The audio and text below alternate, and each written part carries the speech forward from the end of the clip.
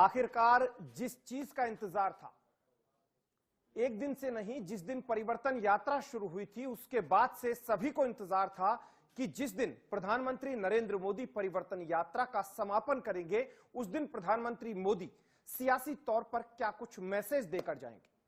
और प्रधानमंत्री मोदी मैसेज भी देकर गए हैं, एक नहीं कई मैसेज एक साथ देकर गए हैं। हर एक राजनीतिक शख्स या राजनीति से जुड़े व्यक्ति या राजनीति से जुड़े कार्यकर्ता या फिर कहें आम जन, उन्हें भी इंतजार था कि प्रधानमंत्री मोदी सरीखे दुनिया के इतने बड़े नेता जो माने जाते हैं, भारतीय जनता पार्टी जिन्हें सबसे ताकतवर नेता बताती है, वो जयपुर में आकर क्या मैसेज देकर जाएंगे। क्योंकि परिवर्तन यात्रा जब शुरू हुई, शुरुआत के दौर में जेपी नड्डा आए, जेपी नड्डा ने तमाम नेताओं को एक साथ अपने साथ रखा और एक मैसेज दे दिया कि भारतीय जनता पार्टी एकजुट है। उसके अलावा सभी नेता एक एक करके अपने अपने दौरों में जाते रहे, सभाओं को संबोधित करते रहे, जिस नेता की जहां पर ड्यूटी थी वहां पर जाते रहे। कहीं पर भीड़ बहुत ज्यादा थी तो कहीं पर भीड़ कम थी, कहीं पर कांग्रेस ने खाली कुर्सियों के वीडियो भी दिखाए तो कहीं पर कुछ नाचने वालों को भी बुलाया गया जो चर्चाओं में रहा। कई तरीके की बातें रही, लेकिन इन सबके बीच बड़ी बात यह थी कि इंतजार इस बात को लेकर था कि जिस दिन प्रधानमंत्री नरेंद्र मोदी आएंगे वो आखिरकार क्या मैसेज देकर जाएंगे और किसे क्या कहकर जाएंगे, क्या इशारा देकर जाएंगे। सभी चीजों का इंतजार था। लेकिन जब सुबह सभा स्थल पर सभी लोग पहुंचे तो जिस वक्त हम पहुंचे तो उस वक्त आम लोगों में एक चर्चा थी कि भाई इतने बड़े पांडाल, 3 पांडाल ये भरेंगे कैसे। 1 बजे का वक्त था और 1 बजे तक पुलिस की सिक्योरिटी इतनी टाइट थी कि संभवतः किसी की जेब में कोई सामान भी था तो वो सामान भी निकलवा लिया गया। मिसाल के तौर पर कोई अपने साथ खाने के लिए बिस्किट या चॉकलेट भी लाया हो, या कोई गुटखा खाने वाला या कोई सामान्य ग्रामीण लोग अपने साथ कोई सुपारी जैसी चीज या इलायची रख लें, वो भी निकलवा लिए गए और बड़ी मुश्किल से अंदर प्रवेश दिया जा रहा था। बड़ी सिक्योरिटी टाइट थी। ऐसे में लग रहा था कि ये पंडाल कब तक भरेगा, लेकिन अचानक यकायक धीरे धीरे धीरे करके पूरे तीनों के तीनों पंडाल भर गए। पंडाल तो भरे जो भरे, उसके बाद उसके आसपास जो सड़क थी रिंग रोड, वहां पर लोग खड़े होकर प्रधानमंत्री नरेंद्र मोदी का इंतजार करने लगे। क्योंकि वहां पर जो एक दृश्य नजर आ रहा था वो राजस्थान की सियासत में नरेंद्र मोदी की जो अब तक की रैलियां थी उनमें एक नया प्रयोग था। प्रयोग यह था कि जैसे ही प्रधानमंत्री नरेंद्र मोदी एंट्री करते हैं वो खुली हुई गाड़ी में एक रोड शो करते हुए, जहां पर की मंच के बीचों बीच में सड़क बनाई गई थी, तो रोड शो उस सड़क पर किया और अपने साथ तमाम भारतीय जनता पार्टी की महिलाओं की तरफ, जिस तरफ महिलाएं थी उस तरफ से रथ को मोड़कर ले जाया गया और रथ के आसपास, या कहें रथ ना कहें खुला हुआ वाहन बोल दें, उस वाहन के आसपास महिला कार्यकर्ताओं की मौजूदगी रही। क्योंकि देश भर में महिला आरक्षण को लेकर या नारी सशक्तिकरण को लेकर, नारी वंदन को लेकर जो बात कही जा रही है उसे लेकर मैसेज दे दिया। महिलाओं को लेकर भी उन्होंने मंच से बात कही, उसका भी हम जिक्र करेंगे, वो सभी जानते हैं। लेकिन मैसेज आखिर क्या था, सबसे बड़ा मैसेज क्या देकर गए और कौन सी ऐसी तस्वीर थी जो लगातार अब चर्चाओं में रहेगी। क्या कोई नए युग की शुरुआत है या फिर प्रधानमंत्री नरेंद्र मोदी अब यहां की नब्ज टटोल चुके हैं कि राजस्थान में क्या कुछ होने वाला है, या फिर नरेंद्र मोदी की आगामी योजना कुछ और है। क्या फिर गहलोत पर सीधे वार किए या अप्रत्यक्ष रूप से किए, अप्रत्यक्ष किए या सरकार पर किए। बहुत सारी चीजें हैं जिनका मैं यहां पर बहुत संक्षेप में जिक्र करूंगा। प्रधानमंत्री नरेंद्र मोदी ने महिला सशक्तिकरण का एक मैसेज इस सभा के जरिए दे दिया। इस सभा का मंच संचालन भी दिया कुमारी से करवाया गया और अन्य कई महिला नेता भी मंच पर मौजूद थी। यह बात यहां पर खत्म हो जाती है, लेकिन प्रधानमंत्री नरेंद्र मोदी के उस रोड शो में एक चीज दिखाई दी। क्योंकि जो रोड शो था वो उस सभा के अंदर ही सड़क बनाई गई थी, उसमें होकर जब प्रधानमंत्री नरेंद्र मोदी निकले तो पुष्प वर्षा हुई। लेकिन सभी के परे तमाम जो पंडाल के अलग अलग ब्लॉक्स बने हुए थे, उन ब्लॉक्स को कूदकर कार्यकर्ता आ गए और उनकी एक झलक पाने के लिए बेताब दिखे और पूरा का पूरा पंडाल मोदी मोदी के नारों से गुंजायमान हो गया। जो वहां पर मौजूद थे वो इस बात को अच्छे से जानते थे। हालांकि एक खेमा कह रहा है कि ये राजस्थान भर की एक सभा थी, ये किसी संभाग स्तर की नहीं थी।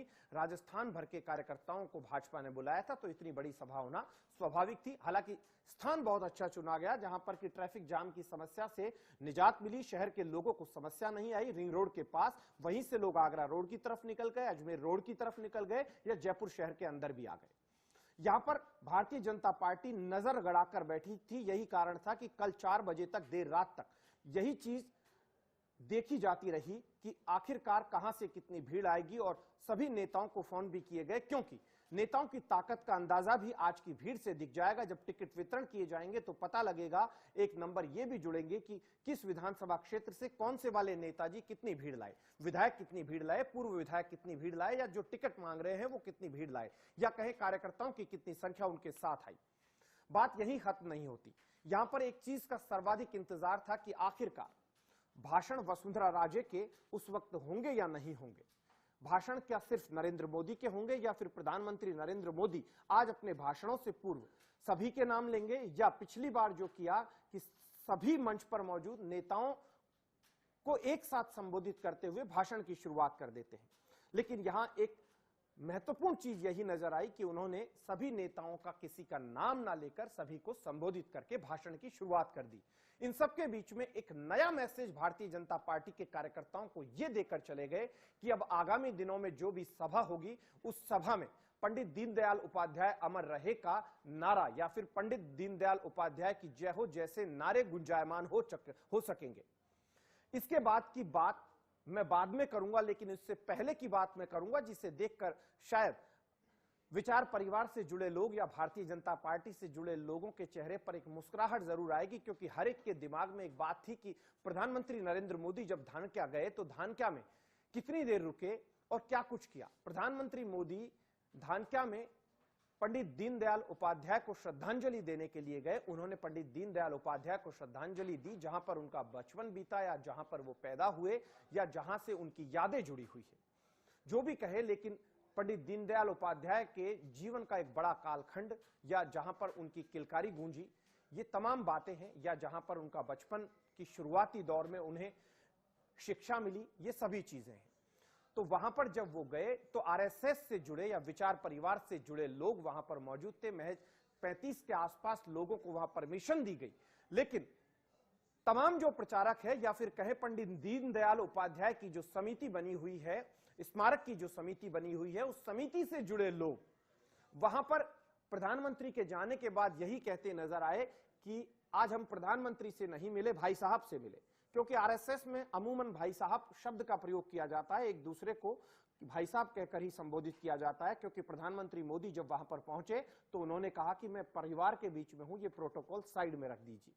और उन्होंने अपने पुराने दौर की बातें भी साझा की, जब वो आरएसएस में प्रचारक के तौर पर काम करते थे, या कहें तो विचार परिवार में वो काम करते थे।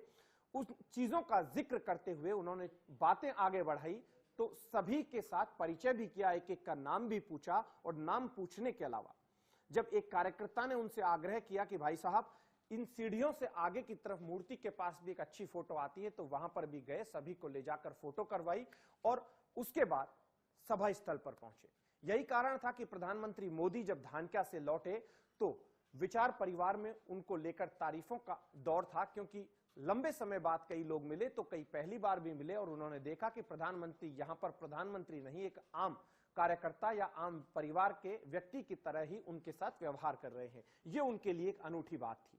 लेकिन मैं वापस से उस बात पर आऊंगा जिस बात को आप लंबे समय से सोच रहे थे। मंच से एक तस्वीर निकल कर आई, वो तस्वीर सोशल मीडिया में सर्वाधिक आज वायरल हुई, जिसमें पूर्व मुख्यमंत्री वसुंधरा राजे एक उंगली दिखाते हुए राजेंद्र राठौड़ को कुछ कह रही है। पास में नरेंद्र मोदी खड़े हुए हैं।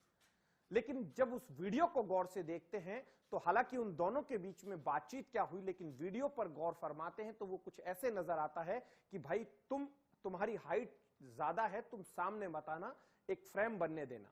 और उसके बाद फ्रेम बना, माला, एक बड़ी माला के जरिए प्रधानमंत्री मोदी का स्वागत किया गया, और उसके बाद मुस्कुराते हुए राजेंद्र राठौड़ ने कुछ कहा। वसुंधरा राजे ने उन्हें सैल्यूट जैसे अंदाज में मुस्कुराकर प्रत्युत्तर में जवाब दिया। ये एक तस्वीर निकल कर आई जो सोशल मीडिया पर लगातार चर्चाओं में रही। लेकिन मैं वापस से उसी बात पर आऊंगा जिसे लेकर सभी को इंतजार था। प्रधानमंत्री मोदी ने युवाओं की नब्ज टटोलने की कोशिश की और पेपर लीक को लेकर बोले कि एक भी पेपर लीक का माफिया बचेगा नहीं यदि भारतीय जनता पार्टी की सरकार आने पर इस तरीके से किया जाएगा। तो बीजेपी की सरकार आने पर पेपर लीक माफिया के खिलाफ कोई बड़ी कार्रवाई भाजपा करेगी यदि सत्ता में आती है, इस तरीके का मैसेज प्रधानमंत्री ने दिया। लेकिन इन सब के परे आखिर के जो शब्द थे, वो शब्द कई सवालों के उत्तर निकाल कर चले गए। वो जो शब्द थे, उन शब्दों पर अगर हम जाएं तो वो शब्द कुछ इस तरीके से थे कि जब प्रधानमंत्री बोल रहे थे तो उन्होंने एक लाइन बोली, वो बड़ी महत्वपूर्ण थी। उन्होंने कहा, हमारी पहचान और शान सिर्फ कमल का फूल। तो वो ये साबित भी कर गए कि लगातार लंबे समय से जो चेहरों को लेकर बातें चल रही थी या सोशल मीडिया पर एक माहौल बनाने की कोशिशें की जा रही थी या अपना कद बढ़ाए जाने की कोशिशें की जा रही थी, उन पर उन्होंने विराम लगा दिया है। वहीं सीपी जोशी के भाषण में कॉन्फिडेंस भी दिखाई दिया और सीपी जोशी प्रधानमंत्री के साथ मौजूद रहे, या कहें तो बतौर प्रदेश अध्यक्ष वो मौजूद रहे, व्यक्ति के तौर पर नहीं, प्रदेश अध्यक्ष के तौर पर उनकी मौजूदगी रही। सीपी जोशी को भी शायद इस बात की चिंता रही होगी कि इतनी भीड़ कैसे जुटेगी, लेकिन भीड़ बड़ी संख्या में आई। यही कारण था कि प्रधानमंत्री मोदी ने अपने भाषण में एक बात बोली और वो बात बड़े काबिले गौर थी, जिस पर अगर गौर फरमाए तो वो बोले कि जितनी भीड़ यहां पर अंदर है उससे भी ज्यादा भीड़ बाहर है। तो इसका संकेत भी आप साफ तौर पर समझ सकते हैं। हालांकि दूसरी तरफ राजस्थान के ही एक दिग्गज भूपेंद्र यादव तो दूसरे अश्विनी वैष्णव के पास एक और कमान थी। मध्य प्रदेश में प्रधानमंत्री मोदी की सभा, उसे भी हालांकि ऐतिहासिक बताया गया है, यहां से भी बड़ी भी सभा बताया गया। हालांकि कुछ लोग कहेंगे कि सत्ता वहां पर भाजपा की है तो यहां से बड़ी सभा होनी वाजिब सी बात है, ये अलग बात है। भीड़ का आकलन कई बार ठीक से भी नहीं हो पाता है। लेकिन इन सबके बीच में बड़ा सवाल आज फिर रह गया कि आखिरकार अब राजस्थान की भाजपा की सियासत में होगा क्या, क्योंकि भाजपा की सियासत में आज वसुंधरा राजे का भाषण नहीं हुआ, या कहें कि वो प्रधानमंत्री मोदी का जब मंच पर वो आ रहे थे तो उस वक्त उनके स्वागत के लिए उनकी ड्यूटी थी, उनका स्वागत उन्होंने किया और मंच पर लेकर गए। उससे पहले प्रधानमंत्री मोदी के मंच पे आने से पहले राजेंद्र राठौड़, सतीश पूनिया, गजेंद्र सिंह शेखावत, किरोड़ी लाल मीणा और तमाम जो लीडर्स थे वो भाषण दे चुके थे। लेकिन प्रधानमंत्री मोदी की मौजूदगी में वसुंधरा राजे का भाषण नहीं होना क्या सियासी संकेत है, इन चीजों पर आप भी गौर फरमाइएगा। लेकिन भाषण नहीं हुआ, इस बात को लेकर सर्वाधिक चर्चाएं हैं। सीपी जोशी का भाषण हुआ, संक्षेप में भाषण हुआ। अब इन सब के अलावा आचार संहिता से पहले प्रधानमंत्री मोदी की दो और बड़ी रैलियां होने वाली है। एक में नारायण दास जी महाराज हैं, बहुत बड़ी पीठ उनकी है, उनकी एक प्रतिमा के अनावरण के कार्यक्रम के मद्देनजर वो आ सकते हैं, तो दूसरा एक कार्यक्रम और उनका बन रहा है। बहरहाल प्रधानमंत्री मोदी के इस दौरे में सारी चीजों में महत्वपूर्ण चीज यही नजर आती है कि प्रधानमंत्री मोदी सभी नेताओं को दो टूक मैसेज देकर चले गए कि चेहरा मेरा ही होगा और मैं ही गारंटी लेता हूं। यही कारण था कि उन्होंने गारंटी ली। तो वहीं एक रोचक बात और हुई, वो ये कि अशोक गहलोत पर सीधे लगातार वार ना करके अशोक गहलोत सरकार पर वार किए, कांग्रेस पर वार किए और गहलोत सरकार को जमकर भी कोसा। लेकिन लाल डायरी का जिक्र करके उस लाल डायरी की जो बातें लगातार चल रही थी, आज फिर उन्हें जिंदा भी कर गए। फिर से भारतीय जनता पार्टी को एक मुद्दा लाल डायरी का एक और मिल गया, क्योंकि अब तय मानकर चलिए कि आगामी दिनों की सभाओं में या चुनाव तक ये लाल डायरी लगातार चर्चाओं में रहेगी। बहरहाल किसका कद बढ़ा है, किसका घटा है, ये आप आसानी से अंदाजा भी लगा सकते हैं, क्योंकि यहां पर कद सिर्फ नरेंद्र मोदी का बढ़ा हुआ नजर आया और उनके चेहरे पर एक प्रसन्नता भी झलक रही थी। तो वहीं जो इन पूरी व्यवस्थाओं को संभाल रहे थे या कल देर रात तक 3 या 4 बजे तक नेता फोन पर लगे हुए थे, तैयारियां संभाल रहे थे, उनके चेहरे पर एक खुशी भी देखी गई। बहरहाल अब देखना होगा कि कल की सियासत में क्या होता है, क्योंकि जो केस राजेंद्र राठौड़ ने हाईकोर्ट में लगा रखा है उस पर भी कल कुछ होना है, कल उसकी तारीख है। हम फिर से किसी नए मुद्दे के साथ आपके साथ रूबरू होंगे, तब तक के लिए नमस्कार।